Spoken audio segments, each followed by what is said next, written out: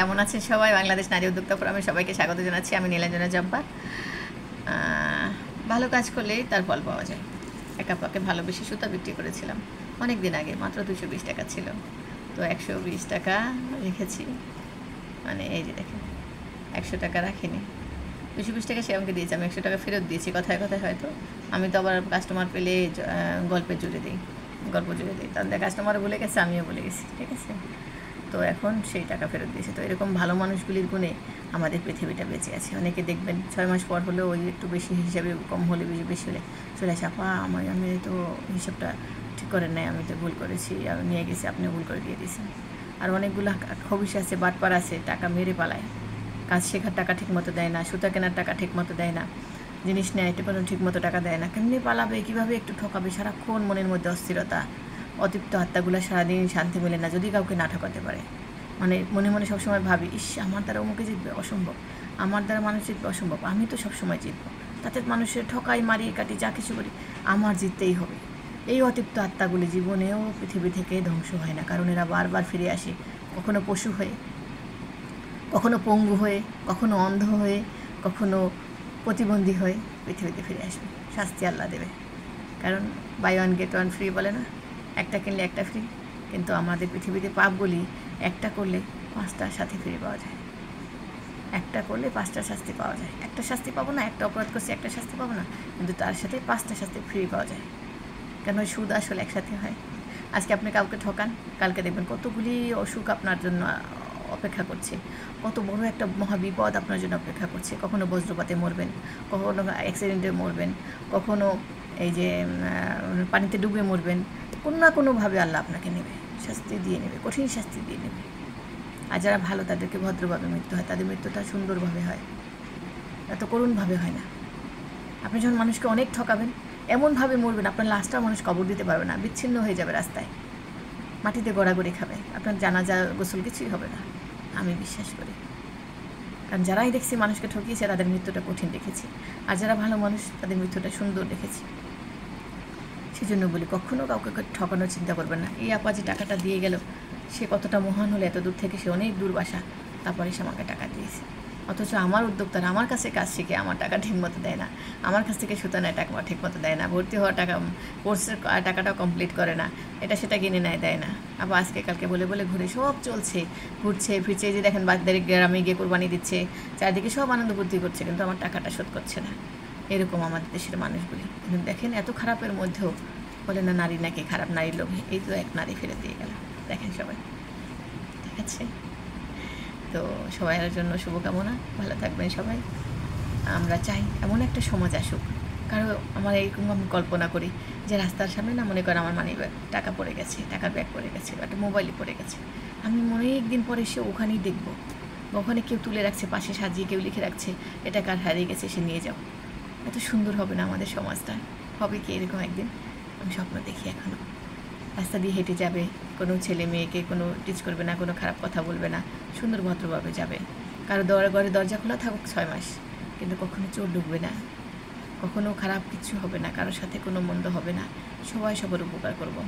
কেউ বিপদে পড়ছে সবাই গিয়ে তাকে দেখব।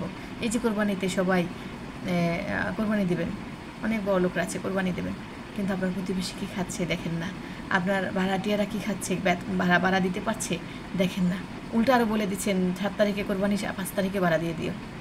মানে এই যে একটা চাপ, তাই না? সবাইকে একটা চাপের মধ্যে রাখে আপনি কোরবানি দেবেন, আপনার কোরবানি হবে? কোরবানি মানে কোরবান করা, নিজের ত্যাগ করা। ত্যাগটা কি শিখলেন? ভাড়াটিয়াদের কাছে জোর করে ভাড়া নিয়ে সেটা দিয়ে গরু কাটবেন, গরুর মাংস রান্না করে ফ্রিজ ভরে খেয়ে খেয়ে পেটকে তবলা বানিয়ে হাঁটবেন, তবলার মতো পেট নিয়ে হাঁটবেন, বলবেন কি আমি বাড়িওয়ালা, তোমরা ভাড়াটিয়া, ভাড়া দাও, টাকা দাও, টাকা দরকার। তো সাহস করে বুক ফুলিয়ে বলেন না যে ঠিক আছে এই মাসে কোরবানি, তোমরা কোরবানিতে আনন্দ ফুর্তি করো, যে যা পারো চলো, আমাদের ভাড়া দেরি করে দাও, সমস্যা নেই। পারবেন না, কোনো বাড়িওয়ালার এমন বুকের সাহস নাই। তো এই জন্য বলি, মন সবার হয় না, খুব কম মানুষ আছে যারা বোঝে বিপদ আছে, ঠিক আছে তুমি ভাড়াটা পরে দাও। কিন্তু সবাই মাসে 10 তারিখ হওয়ার আগে ভাড়া, আবার কোরবানি দেখে আরও 5 তারিখে আগে, 5 দিন আগে। এখন নিয়মটা নষ্ট হলো কেন? কথা ছিল ভাড়া নেওয়ার সময় যে কোরবানির সময়, ঈদের সময় কিন্তু টাকাটা 5 দিন আগে দিবেন। ভাড়াটিয়া যদি 15 দিন পর দেয় তাহলে তো সমস্যা হয়ে যায়, 5 দিন পর দিলে সমস্যা হয়ে যায়। আপনারা আগে নেবেন তাহলে সমস্যা হবে না ভাড়াটিয়াদের। সুতরাং মনটাকে বড় করতে হবে, মানুষের উপকার করার চিন্তা করতে হবে, মানুষের সবসময় ভালো চিন্তা করতে হবে, মানুষের কল্যাণ হয় এরকম চিন্তা করতে হবে, ঠিক আছে? তাহলে আমাদের সুষ্ঠু সমাজ হবে। আর হ্যাঁ, যাওয়ার আগে আরেকটা কথা বলে রাখি, সন্তানকে কখনো শেখাবেন না সালামি দেয়, কারো কাছ থেকে সালামি লও। এই মামা দেয় না চেয়ে নে, খালু দেয় না চেয়ে নে, এই জোর করে পা ধরে সালাম করে টাকা নেয়, এগুলো শেখাবেন না। এগুলো ভিক্ষা চাওয়া, ভিক্ষার জিনিস কোনো দিন নেবেন না। কেউ দিলে বলবেন না, দরকার নেই। বকশিস কিসের আবার?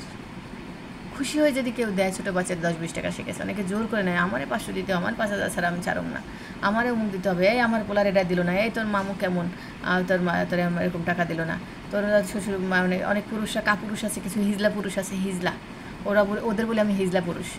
ওরা কী করে, শ্বশুরবাড়ি থেকে কোরবানির মাংস পাবে, আশায় বসে থাকে, বকে বকে, শ্বশুরবাড়ি দাওয়াত দিল না বকে, শ্বশুরবাড়ি থেকে কাপড় চোপড় দিল না বকে, এগুলো হিজলা। এগুলো হিজলা যেমন হাত পেতে নেয়, জোর করে নেয়, ওরা ওইটা এরকম হিজলা পুরুষ, চেয়ে চেয়ে নেয়, ঠিক আছে? মানুষের কাছ থেকে চেয়ে চেয়ে জোর করে নেবে শ্বশুরবাড়ি থেকে। শ্বশুরবাড়ি থেকে ভিক্ষা নিতে পারলে এদের যে এত ভালো লাগে, এরাও আর এক ধরনের অতৃপ্ত আত্মা।